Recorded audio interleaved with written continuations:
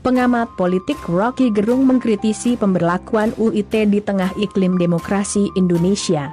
Menurutnya, UU yang dibuat semasa Susilo Bambang Yudhoyono ini telah disalahgunakan oleh pemerintahan Jokowi.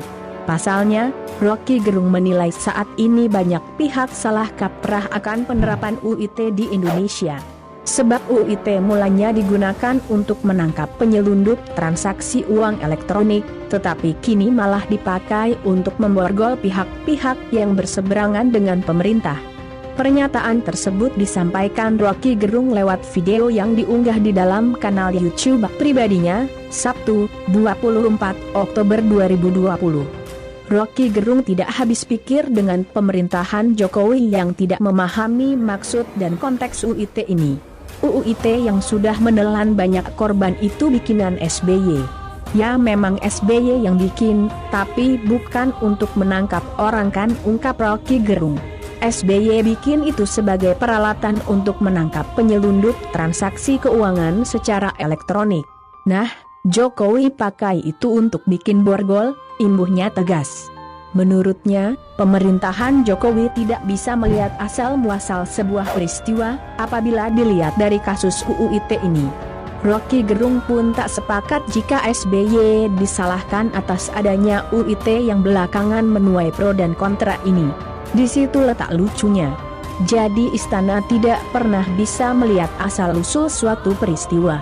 Jadi dianggap karena SBY bikin undang-undang ITE, maka kesalahannya terletak pada SBY, tukas Rocky Gerung. Untuk diketahui, pernyataan Rocky Gerung tersebut merespons sindiran komika ternama tanah air, Bintang Emon yang mengkritisi penerapan UU ITE di Indonesia. Bintang Emon sebelumnya membuat video yang mengomentari kinerja pemerintah di internet tanpa takut dengan adanya UU ITE tersebut. Pada videonya, Bintang Emon menyampaikan kritikan lewat care humor dan satire kelas tinggi. Oleh sebab itu, Rocky Gerung lantas menyebutnya cook untuk dijadikan juru bicara kantor staf kepresidenan atau KSP. Saya bayangkan kalau juru bicara KSP itu inya kayak Bintang Emon. Itu publik bisa disapu dengan jokes. Selesai. Orang menjadi tidak tegang. Jadi kita perlu dorong Emon supaya bisa menjadi asisten khusus Pak Muldoko di KSP, tukas Rocky Gerung. Menurut Rocky Gerung, kinerja pemerintah yang saat ini biasa-biasa saja menghadirkan satu sisi baik yakni kemampuan publik menyampaikan komentar dengan pintar dan tajam. Sebagaimana dilakukan oleh Bintang Emon. Kadang keadaan tertekan itu sering menimbulkan imajinasi. Justru pemerintah makin lama makin bengis secara fisik. Ada hal sebenarnya, olok-olok itu sudah sama kemakrifatan. Olok-olok sudah sampai makrifat, pemerintah masih mengurusi tingkat gorong-gorong, sindir Rocky Gerung tajam. Yang lebih bahaya lagi, dunia menonton ini. Jadi nanti juga bakal ada olok-olok dari dunia, tandasnya. Presiden Joko Widodo adalah kepala negara sekaligus kepala pemerintahan yang super kuat. Jadi, rasanya tidak mungkin dikudeta di tengah jalan. Ketakutan PDIP tidak beralasan. Sejatinya saat ini pemerintahan Jokowi merupakan pemerintahan terkuat pasca reformasi, kata aktivis Perhimpunan Masyarakat Madani, Syaroni, Senin, 26/10. Kekuatan Jokowi sudah mirip Bung Karno di era Orla dan Pak Harto di era Orba. Jokowi sudah super power, lanjut Syaroni saat dihubungi kantor berita politik RMOL. Jelas dia, saat ini belum ada kekuatan politik yang bisa mengimbangi keperkasaan Jokowi. Kesimpulan tersebut didasarkan pada fakta betapa mulusnya petugas partai PDIP itu melahirkan UU terkait COVID-19 dan Omnibus Law UU Cipta Kerja. Menurut Syaroni, kelompok manapun yang coba-coba melawan akan segera dibungkam. Jadi, partai pimpinan Megawati Soekarno Putri tidak perlu mengkhawatirkan tentang masa depan pemerintahan Jokowi. Karena Jokowi sangat kuat, sulit digoyang kelompok manapun. PDIP mestinya lebih khawatir apakah Jokowi akan melakukan suksesi di internal PDIP, tutup Syaroni. Politikus PDIP, Darmadi Dwiryanto meminta Presiden Joko Widodo mencopot menteri yang sudah mulai manuver untuk kepentingan Pilpres 2024. Menurutnya, lebih baik menteri itu diganti ketimbang menggerogoti dari dalam, bahkan bisa menelikung dengan cara mengambil alih kekuasaan di tengah jalan. Hati-hati kudeta merangkak. Ingat sejarah, kata Darmadi Dwiryanto, yang juga anggota DPR itu, Minggu 25/10. Peringatan Partai Demokrasi Indonesia Perjuangan, PDIP, terkait manuver menteri yang disinyalir tidak sejalan dengan visi misi Presiden tak lebih sebagai fatsun dan etika politik dalam sistem presidensial. Itu adalah pengingat kita terhadap fatsun dan etika politik dalam sistem presidensial.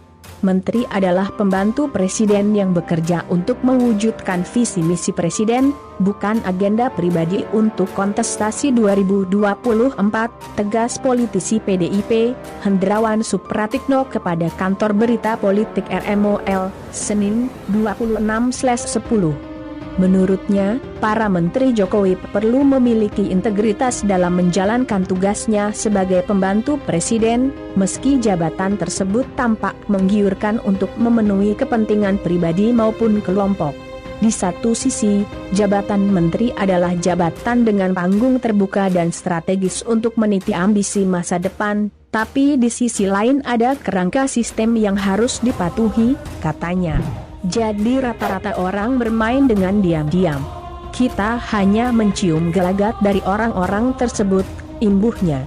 Disinggung mengenai pernyataan politisi PDIP Darmadi Dwiryanto perihal kudeta yang merangkak dalam pemerintahan Jokowi, ia mengamini bahwa ada ketidaksadaran sejumlah pihak terhadap sesuatu, namun hal itu justru bertentangan, dalam hal ini terhadap kebijakan kepala negara.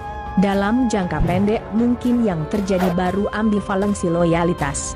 Kesuksesan diklaim sebagai prestasi pribadi, sedangkan kelemahan dieksternalisasi sebagai kegagalan tim, tutupnya. Isu kudeta merangkak yang disampaikan oleh politisi PDIP, Darmadi Dwiryanto dianggap berlebihan. Apalagi dasar isu diangkat juga terlalu mengada-ada. Begitu kata Direktur Eksekutif Indonesia Political Opinion, IPO, Dodi Kurniasyah menanggapi isu kudeta merangkak yang disampaikan politisi PDIP terhadap para menterinya Joko Widodo. Baginya, manuver politik yang dilakukan para menteri untuk menabung citra di Pilpres 2024 merupakan hal yang lumrah terjadi. Manuver itu, tegasnya, tidak melanggar aturan apapun. Menafsirnya sebagai kudeta rasanya berlebihan. Kabinet yang dibangun presiden terdiri dari politisi, tentu tidak dinafikan jika ada agenda politik, terutama para ketua umum parpol, dan memang itu tidak dapat disebut melanggar, ujar Dodi Kurniasyah kepada kantor berita politik RMOL, Senin, 26/10. Dodi menilai PDIP terlalu berlebihan jika melontarkan isu kudeta hanya karena para menterinya Jokowi mempunyai agenda politik. PDIP berlebihan jika membangun wacana kudeta hanya karena menteri punya agenda politik, dan itu pun terjadi pada menteri kader PDIP, pungkas Dodi. Direktur Eksekutif Kajian Politik Nasional, KPN, Adip Miftahul melihat isu kudeta merangkak dari internal Kabinet Presiden Joko Widodo yang dikhawatirkan oleh PDIP memiliki peluang sangat kecil terjadi. Karena menurutnya, saat ini koalisi Jokowi Maruf telah mengakomodir seluruh kekuatan-kekuatan politik yang ada. Jadi menurut saya, kudeta merangkak yang dikhawatirkan PDIP cenderung berlebihan, kata Adip kepada kantor berita politik RMOL, Senin, 26/10.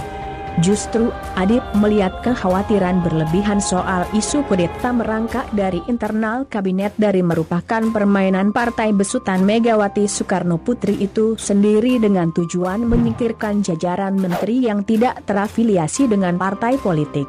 Bagaimana menurut kalian? Silahkan berkomentar dan jangan lupa di subscribe channel ini untuk mendapatkan berita-berita terbaru.